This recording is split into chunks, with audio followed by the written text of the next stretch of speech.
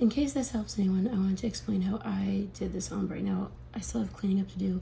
I just took a shower. Some of the extra came off, but there's still plenty more. So in this case, I used, I think it was Lollipop and Flamingo, and I did the base coat. Then I started with the Flamingo. I put some on the brush, and I did like a dab, dab, dab, dab, dab to get like the most. Then I would do this to get like a medium amount, spreading it out. Then I took whatever was left on the brush and started moving it down into the other area. And then I went to the Lollipop. And the first time I used a different brush, you know, cleaned it off, took some of the Lollipop and then filled in from here on down, you know, anywhere that didn't have Flamingo would get filled in with Lollipop so that it would like be most concentrated here and then a little bit here, kind of blend it in. And for the other hand, I actually just stuck my hand into the powder, which then made it look completely covered.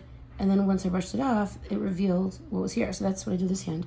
I don't think it's actually much different, but I just tried it. And even though that gave a much thicker layer, more opaque, once I brushed it off, as you can see, it still left some areas that are not filled in.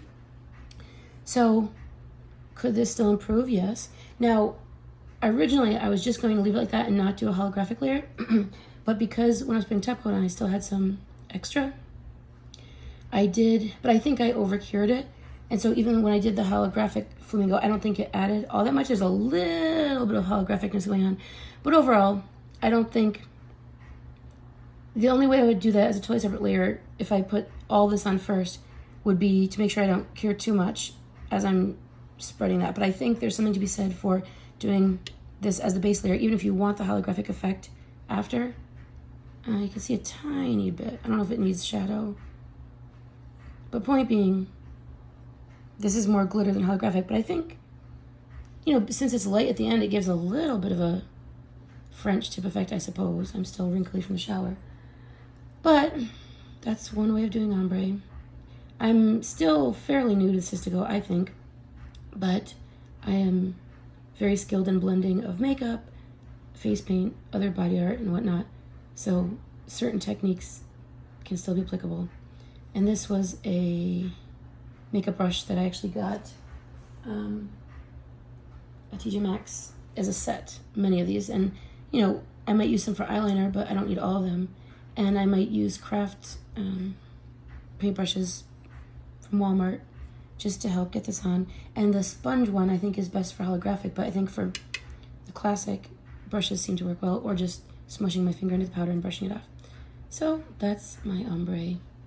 It's pretty shiny. I did the leftover top coat as a second coat on one of these hands, so then I went back with more top coat. And this is already chipped because in the shower, so I think I might go and just put a dab of top coat there. I don't know if that is best, but it's kind of tough to get it to cover the nail but not go over. And I was using,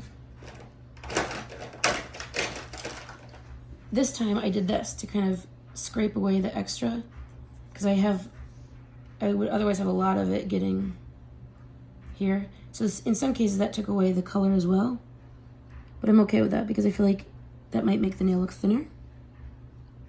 And maybe here.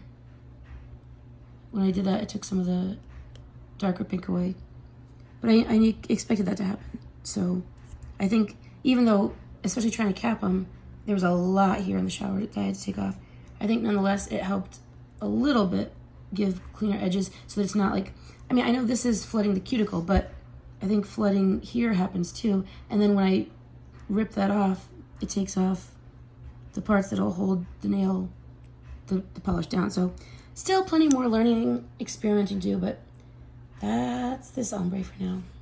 Have a great day and peace be with you.